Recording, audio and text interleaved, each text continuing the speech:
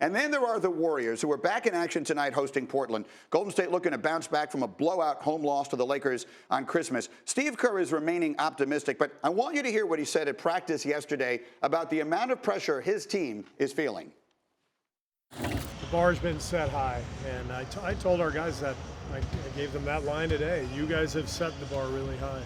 So everything takes on a little greater sense of urgency in terms of what happens around the team. You know, we're maybe the most scrutinized team in the history of the league. I know we're right there with the Bulls teams that I played on and felt the same, but even more so now because of the number of media outlets and the immediacy of the judgment criticism. So it's all part of it, and our guys have learned how to deal with all that over the past few years, and it doesn't matter. What matters is how you respond to a bad loss, to a bad stretch, to injuries. As long as you keep responding, keep showing up to work, keep sticking together, keep working, good things are going to happen, and that's what I believe with this group. Really interesting comments there from Steve Kerr. We're like 40% of the way through the season, and as you see, this is where we stand. Toronto, a 2.5-game lead over Milwaukee in the East. And then in the West, despite the struggles, despite the way it is sometimes positioned, if the season ended today, Golden State would be the 1 seed in the Western Conference. Yeah. Having said that, here's the deal. And Steve Kerr knows what it was like for the Bulls in the 90s because he was on that second three-peat team, and I was a reporter covering that group.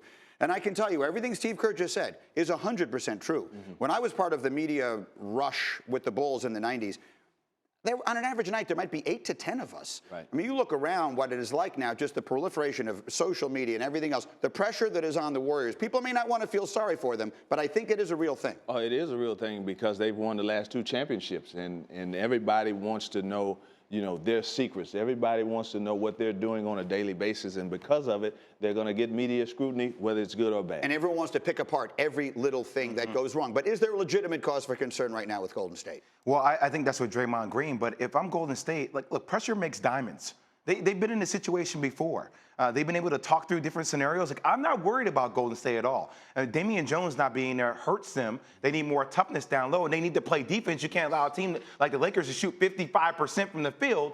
But at the end of the day, you still have Kevin Durant, Stephen Curry, Klay Thompson, and by the way, you have a guy named Boogie Cousins who's coming back. That's 4 All-Stars. Yeah, well, I'm telling you right now, I'm concerned because they have to navigate what's going to happen when Boogie Cousins comes back. And it's not a clear-cut thing that it's going to be smooth sailing because they're going to have to integrate and work this guy in, and it's going to be tough because he doesn't get up and down the floor the way that they like to get up and down. All I'm saying is our job to talk about sports every single day. Right. And we make these stories way bigger than what they are. All teams deal with stuff like this throughout the course of the season.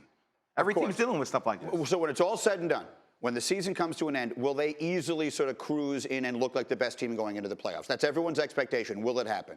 I don't know if easily, but I think they'll start to mold around the end of the season. They'll be the 1 seed? I think they finish in second behind the Lakers. Ooh, foreshadowing. Holy smoke. Behind the Lakers. Not going to lie to you. No one saw that coming.